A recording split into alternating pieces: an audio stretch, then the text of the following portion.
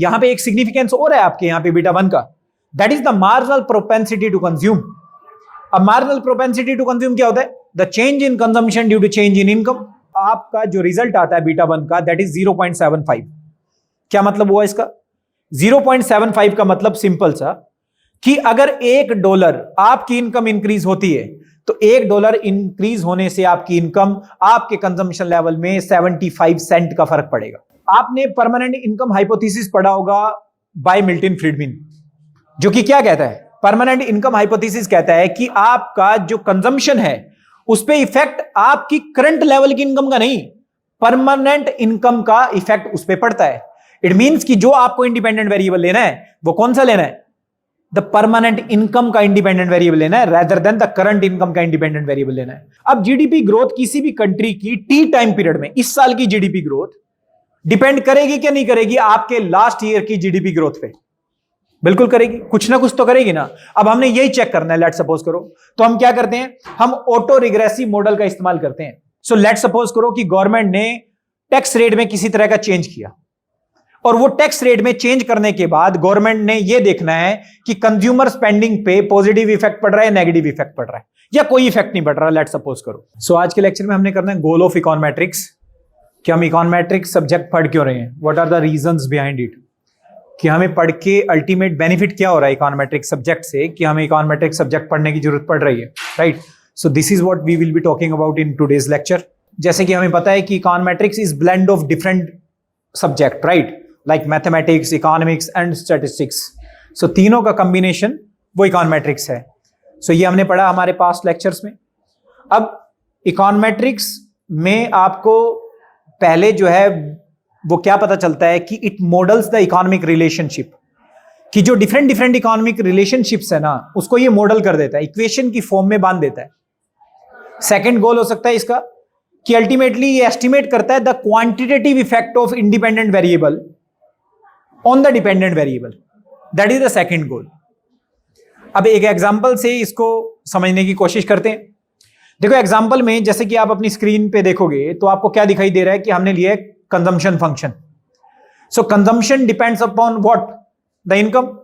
So it means कि C is equal to beta 0 plus में beta 1 y plus में error term. आपका जो ये y है, ये y में आपको क्या दिखाई देगा? दैट इज द इनकम, जो कि इंडिपेंडेंट वेरिएबल है, जो कि इफेक्ट कर रहा है किसको? आपके डिपेंडेंट वेरिएबल को, दैट इज कंजम्पशन। और ये इफेक्ट को क्वांटिफाई किसने किया? इफेक्ट को क्वांटिफाई किया आपके बीटा 1 ने। सो यहां पे जो आपका बीटा 0 है वो क्या रिप्रेजेंट कर रहा है? वो कांस्टेंट रिप्रेजेंट कर रहा है। कांस्टेंट का मतलब है the base level of consumption, the basic consumption that will not depend on your income level.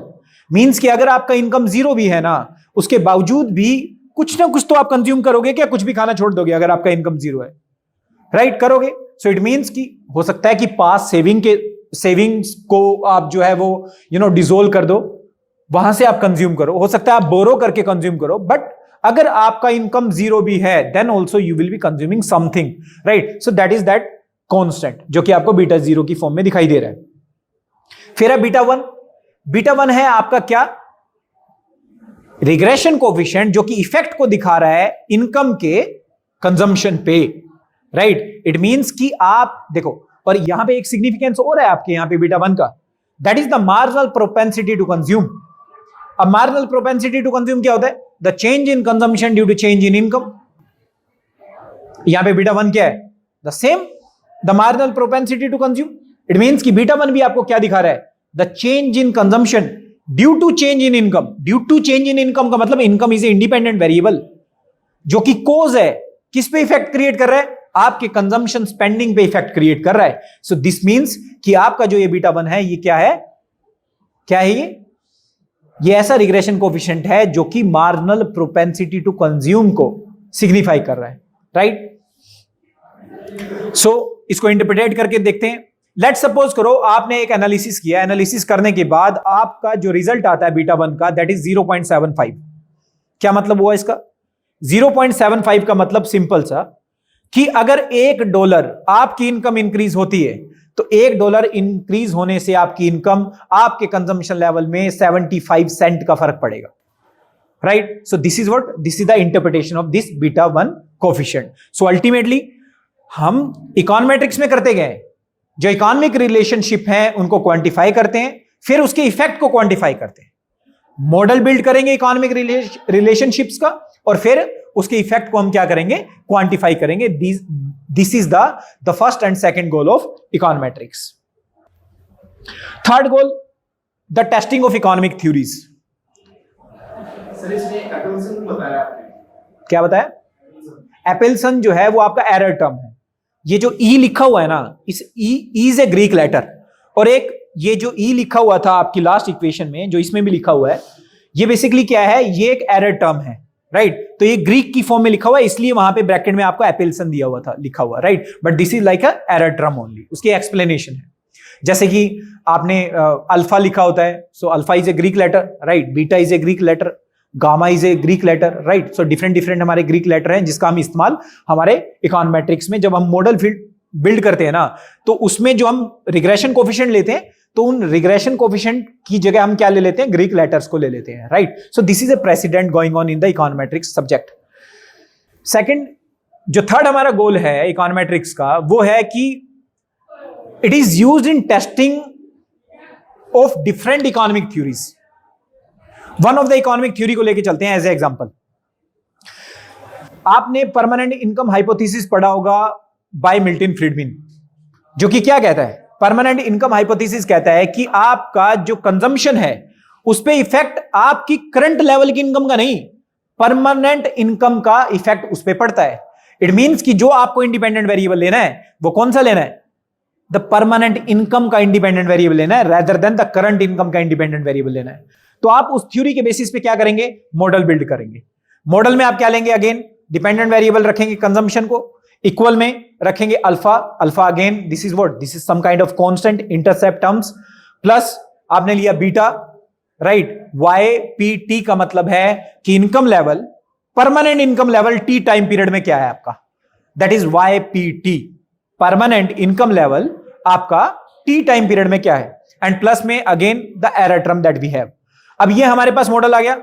अब हम क्या करेंगे, डाटा को लेंगे, एम्पिरिकल टेस्टिंग करेंगे इसकी, फिर देखेंगे कि क्या मिल्टन फ्रीडमैन की थ्योरी को वैलिडेट किया जा सकता है या नहीं किया जा सकता। सो this is the goal of econometrics, कि जो एग्जिस्टिंग इकोनॉमिक थ्योरीज हैं उसका टेस्टिंग करके देखता है इकोनॉमेट्रिक्स सब्जेक्ट। चौथा जो हमारे पास है that is forecasting and prediction. हम फोरकास्टिंग करने के लिए, प्रिडिक्शन करने के लिए भी इकोनॉमेट्रिक्स का हेल्प लेते हैं। एग्जाम्पल के तौर पे लेके चलते हैं। लेट्स सपोज करो कि हम जीडीपी ग्रोथ को देखते हैं अपना, because that is one of the variable of interest of any country, the major variable of interest GDP growth, right? अब जीडीपी ग्रोथ किसी भी कंट्री की टी टाइम पीरियड में, इस साल की जीडीपी ग्रोथ डिपेंड करेगी क्या नहीं करेगी आपके लास्ट ईयर की जीडीपी ग्रोथ पे? बिल्कुल करेगी, कुछ ना कुछ तो करेगी ना। अब हमने यही चेक करना है, लेट्स सपोज करो, तो हम क्या करते हैं, हम ऑटो रिग्रेसिव मॉडल का इस्तेमाल करते हैं। हम किसका इस्तेमाल करेंगे, हम हमारे ऑटो रिग्रेसिव मॉडल का इस्तेमाल करेंगे इस चीज को चेक करने के लिए, क्या जो लैग्ड वेरिएबल है उसका कितना इफेक्ट पड़ रहा है आपके डिपेंडेंट वेरिएबल पे, जो कि करंट टाइम पीरियड का डिपेंडेंट वेरिएबल है उस पे। सो लैग्ड वेरिएबल आपने लिया जीडीपी प्रीवियस ईयर का, that is a lagged variable.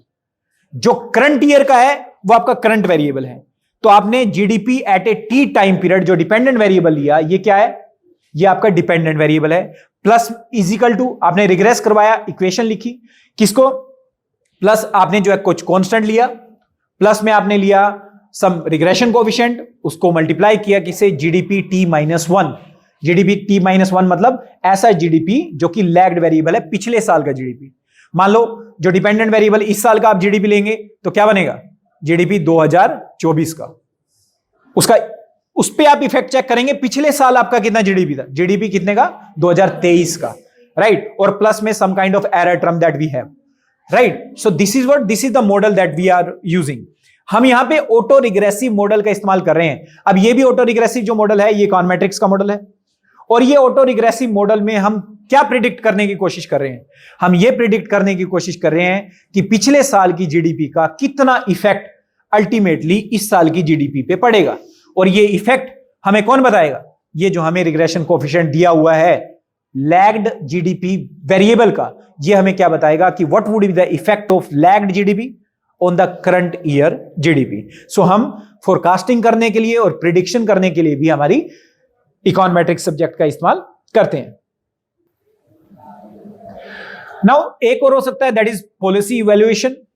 Policy evaluation means कि गवर्नमेंट देखो different different policies different different time period में फ्रेम करती रहती है, और अल्टीमेटली वन ऑफ द जो गवर्नमेंट का कंटेंशन है, मकसद है, वो ये हो सकता है कि जो हमने पॉलिसी बनाई, क्या वो पॉलिसी सही बनाई या नहीं बनाई। जो हम डिजायर्ड रिजल्ट चाहते थे, क्या हमें डिजायर्ड रिजल्ट वो मिले या नहीं मिले। सो लेट सपोज करो कि गवर्नमेंट ने टैक्स रेट में किसी तरह का चेंज किया, और वो टैक्स रेट में चेंज करने के बाद गवर्नमेंट ने ये देखना है कि कंज्यूमर स्पेंडिंग पे पॉजिटिव इफेक्ट पड़ रहा है, नेगेटिव इफेक्ट पड़ रहा है, या कोई इफेक्ट नहीं पड़ रहा, लेट सपोज करो, राइट। तो गवर्नमेंट क्या करेगी, बेसिकली डाटा लेगी जो टैक्स रेट चेंज किया उससे पहले के पीरियड का डाटा, जब टैक्स रेट चेंज किया उसके बाद के पीरियड का डाटा, और दोनों के डाटा को क्या करेगी, कंपेयर करके देखेगी। कैसे कर सकती है, वन ऑफ द मॉडल जो है वो आप अगर स्क्रीन पे देखोगे तो आपको दिखाई देगा, हमने लिया यहां पे डिपेंडेंट वेरिएबल किसको, कंज्यूमर स्पेंडिंग को। इंडिपेंडेंट वेरिएबल हमने किसको लिए, दो चीजों को लिए। अब कंज्यूमर स्पेंडिंग टैक्स रेट क्या चल रहा है देश में उस पर भी डिपेंड करती है, और दूसरा इनकम लेवल पे भी डिपेंड करती है। टैक्स रेट, लेट सपोज करो हम हमारे देश में टैक्स रेट जो है वो जीएसटी को मान लेते हैं, तो जितना ज्यादा जीएसटी रेट सरकार बढ़ाती रहेगी उतना ज्यादा हमें क्या देखने को मिलेगा कि आपका जो कंज्यूमर स्पेंडिंग है कम हो रहा है ना।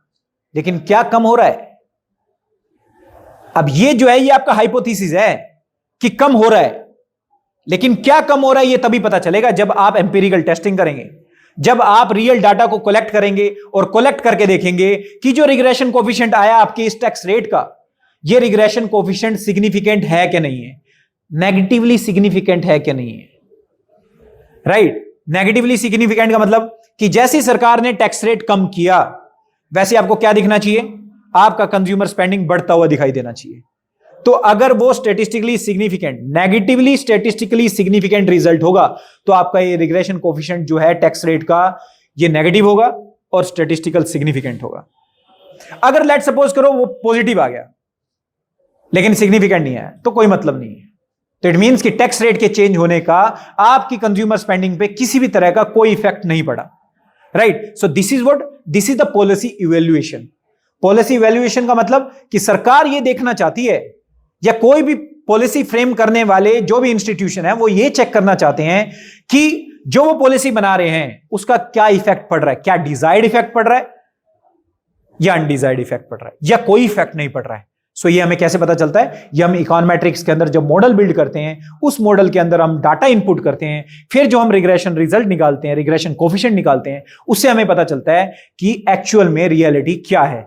Otherwise everything is just commentary, everything is just hypothesis that you are making. लेकिन उस हाइपोथेसिस की जब टेस्टिंग की बात आती है ना तो हमें इकोनोमेट्रिक्स सब्जेक्ट का हेल्प लेना होता है।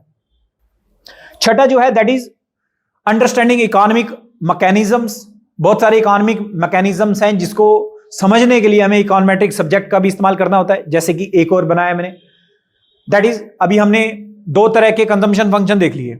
एक तो करंट लेवल की जो आपकी इनकम है उसका इफेक्ट आपके कंजम्पशन पे क्या पड़ेगा, परमानेंट इनकम का क्या पड़ेगा। ऐसे ही आपकी जो डिस्पोजेबल इनकम है, means the income after tax, जो आपकी है टैक्स देने के बाद जो आपकी बची हुई इनकम है, उसका आपकी कंजम्पशन स्पेंडिंग पे क्या इफेक्ट पड़ता है।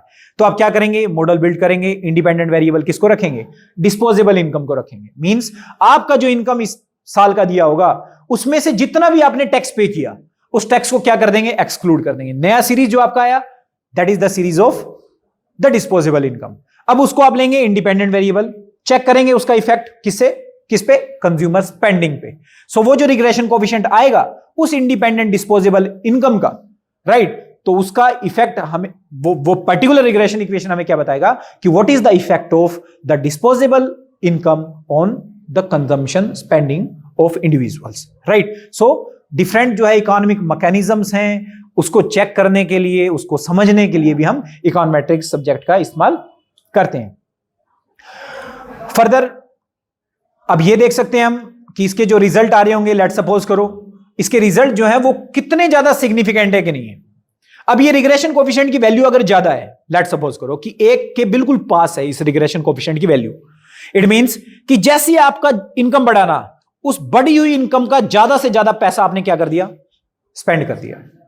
अगर वो रिग्रेशन कोफिशिएंट का जो वैल्यू है वो 0 के आसपास है तो आपको दिखाई देगा जो बढ़ी हुई इनकम है ना उसका आपने बहुत ही कम पैसा क्या किया है, स्पेंड किया अल्टीमेटली, राइट। सो इसका इफेक्ट भी क्या है, इसका इफेक्ट का साइज क्या है, उससे पता चलेगा कि इंडिपेंडेंट वेरिएबल कितना इफेक्ट कर रहा है हमारे डिपेंडेंट वेरिएबल को।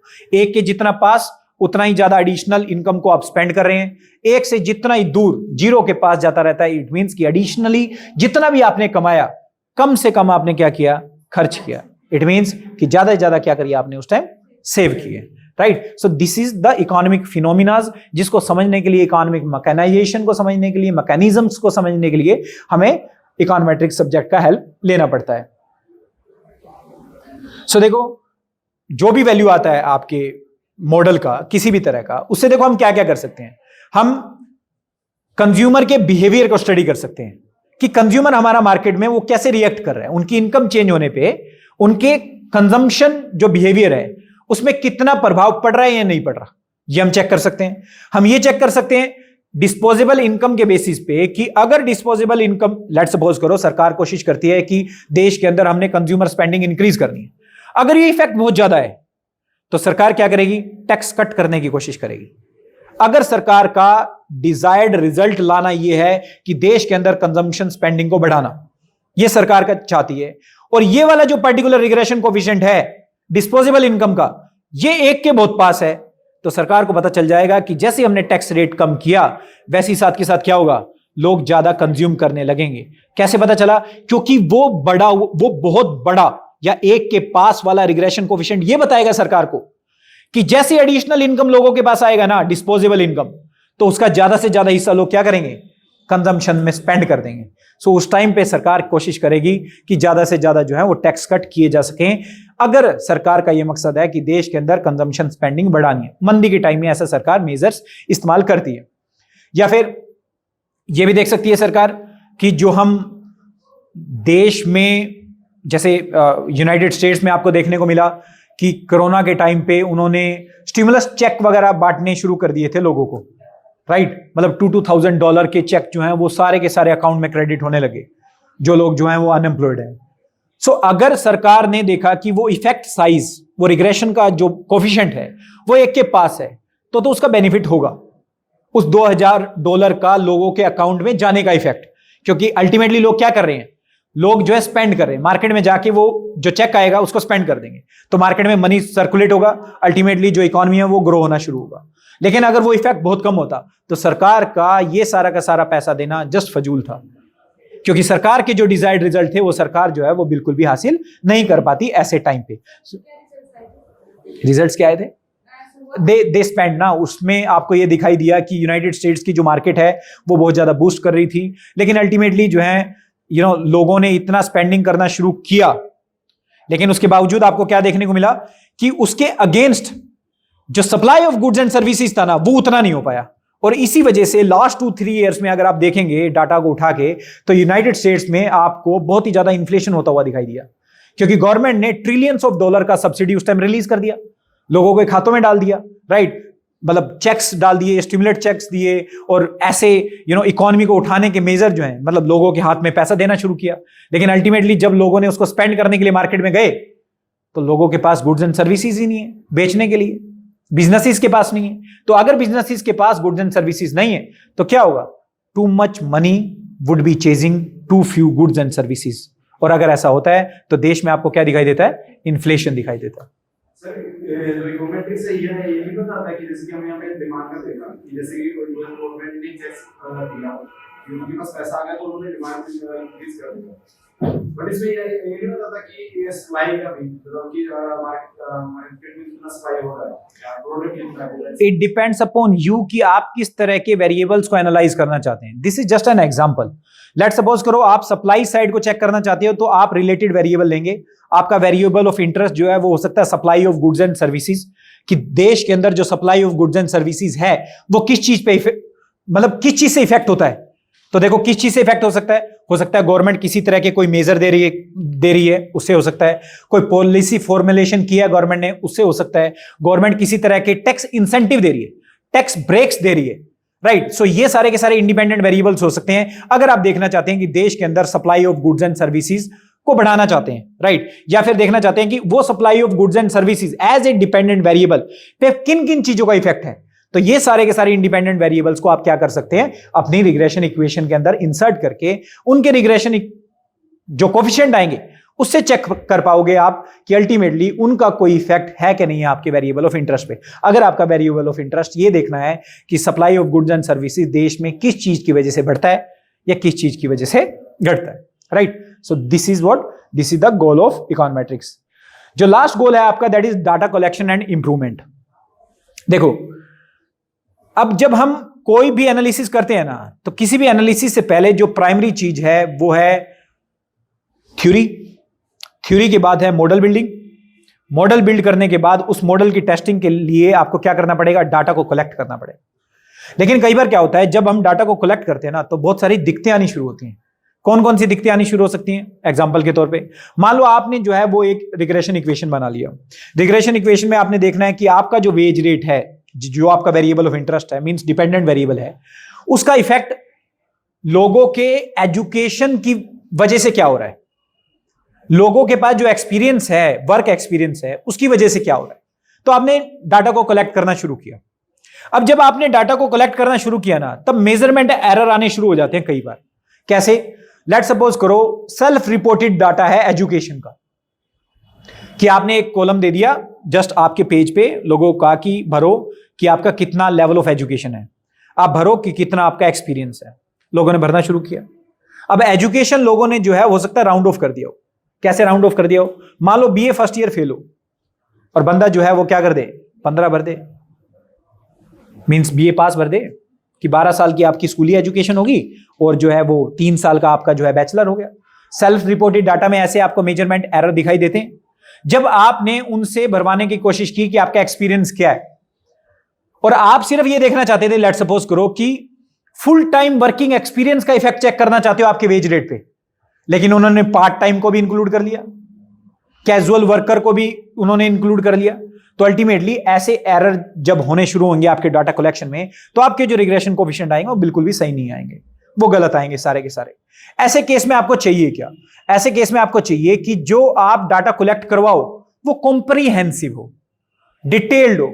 अगर आप ईयर ऑफ एजुकेशन ले रहे हैं तो आप उनको मेंशन करें कि आपने एक्चुअली में कितने साल पढ़ाई कर चुके हैं, राइट। आपका जो क्लियर कट क्वेश्चन होना चाहिए कि आपने लेट सपोज करो आपने उनको सेल्फ रिपोर्ट करने के लिए नहीं कहा, आपने जो है वो उनको लिस्ट दे दी पूरी की पूरी, कितना साल पढ़ाई की है, 10, 11, 12, 13, 14, 15, 16, 17, 18, 19, 20।